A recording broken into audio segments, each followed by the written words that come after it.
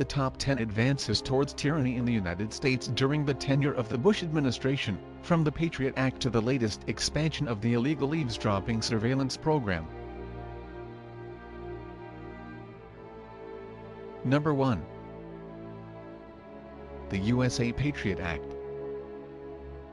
The party line often heard from neocons in their attempts to defend the Patriot Act either circulate around the contention that the use of the Patriot Act has never been abused, or that it isn't being used against American citizens. An archive of articles that disproves both of these fallacies can be found on prisonplanet.com at www.prisonplanet.com/articles/October 2004/091004 Patriot Act HTM. The Patriot Act was the boilerplate from which all subsequent attacks on the Constitution were formed. Number 2. Total information awareness. Every purchase you make with a credit card, every magazine subscription you buy and medical prescription you fill, every website you visit and email you send or receive, every academic grade you receive, every bank deposit you make, every trip you book and every event you attend. All these transactions and communications will go into what the Defense Department describes as a virtual, centralized grand database, infamously wrote New York Times writer William Safire, announcing the birth of total information awareness, a kind of echelon on steroids introduced a year after 9/11. TIA was not canned, it was simply removed from the newspaper, renamed and continues to operate under a guise of different programs. Number 3. The USA Patriot Act 2. The Second Patriot Act was a mirror image of powers that Julius Caesar and Adolf Hitler gave themselves. Whereas the First Patriot Act only gutted the First, Third, Fourth and Fifth Amendments, and seriously damaged the Seventh and the 10th, the Second Patriot Act reorganized the entire federal government as well as many areas of state government under the dictatorial control of the Justice Department, the Office of Homeland Security and the FEMA Northcom Military Command. The Domestic Security Enhancement Act 2003, also known as the Second Patriot Act, is by its very structure the definition of dictatorship. Number 4. Military Commissions Act. Slamming the final nail in the coffin of everything America used to stand for, the bootlicking U.S. Senate gave President Bush the legal authority to abduct and sexually mutilate American citizens and American children in the name of the War on Terror in passing the Military Commissions Act and officially ending habeas corpus. There is nothing in the detainee legislation that protects American citizens from being kidnapped by their own government and tortured. Yale law professor Bruce Ackerman states in the LA Times, the compromise legislation authorizes the president to seize American citizens as enemy combatants, even if they have never left the United States. And once thrown into military prison, they cannot expect a trial by their peers or any other of the normal protections of the Bill of Rights. Similarly, law professor Marty Lederman explains this subsection 2 of the definition of unlawful enemy combatant means that if the Pentagon says you're an unlawful enemy combatant, using whatever criteria they wish, then as far as Congress, and U.S. law, is concerned, you are one, whether or not you have had any connection to hostilities at all. Number 5. John Warner Defense Authorization Act. The Bush junta quietly tooled up to utilize the U.S. military in engaging American dissidents after the next big crisis, with a frightening and overlooked piece of legislation that was passed alongside the Military Commissions Act, the John Warner Defense Authorization Act, which greased the skids for armed confrontation and abolishes posse comitatus.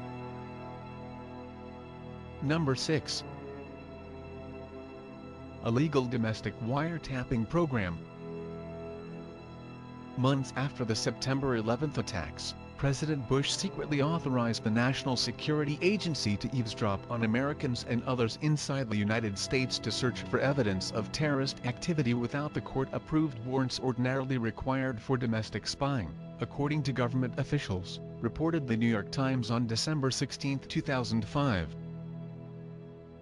The secret warrantless spying program was a complete violation of both the Fourth Amendment and FISA. Number 7. Expansion of illegal domestic wiretapping program. Not content with now being lawfully allowed to force ISPs and cell phone companies to turn over data about customers without a warrant, the Bush administration is pushing for even more authority to spy on American citizens, and has already been handed a 6-month window within which to impose any surveillance policy it likes, and for that program to remain legal in perpetuity. The administration has a 6-month window in which to impose any surveillance program it chooses, and that program will go unchallenged and remain legally binding in perpetuity. It cannot be revoked. Under the definitions of the legislation, Bush has been granted absolute dictator status for a minimum of 6 months. If he so chooses, and so long as it's implemented within the next half year, Bush could build a database of every website visited by every American, and the policy would be immune from congressional challenge even after the surveillance gap legislation reaches its sunset. Number 8. Martial Law Presidential Decision Directive 51.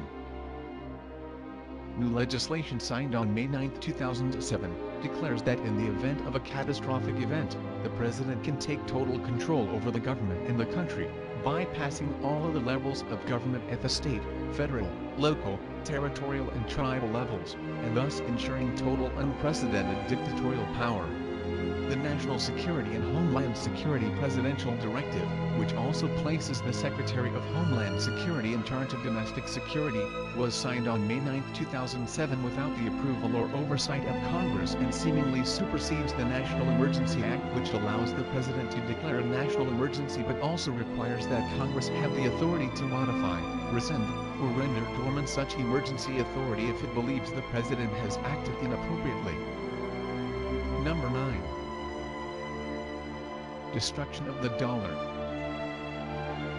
Former World Bank Vice President, Chief Economist and Nobel Prize winner Joseph Stiglitz has predicted a global economic crash within 24 months, unless the current downturn is successfully managed. Asked if the situation was being properly handled, Stiglitz emphatically responded no.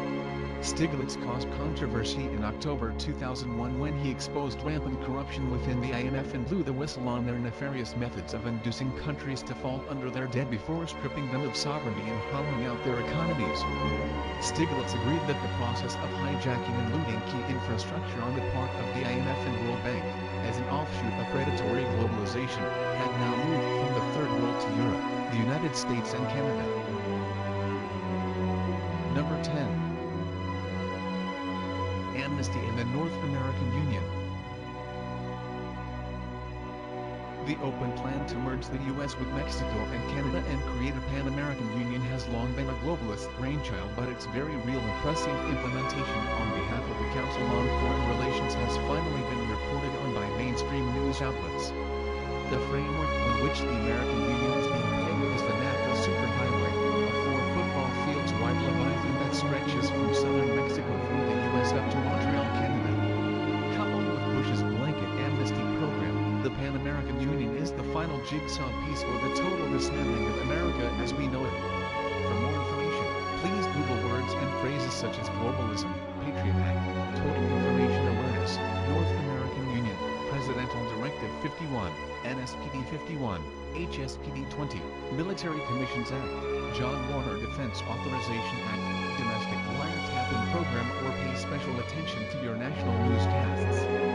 Please check out sites such as WorldNetDaily.com, Infowars.com, PrismPlanet.com and SpyChips.com. Because our voting system is in shambles, voting cannot be counted on as a solution.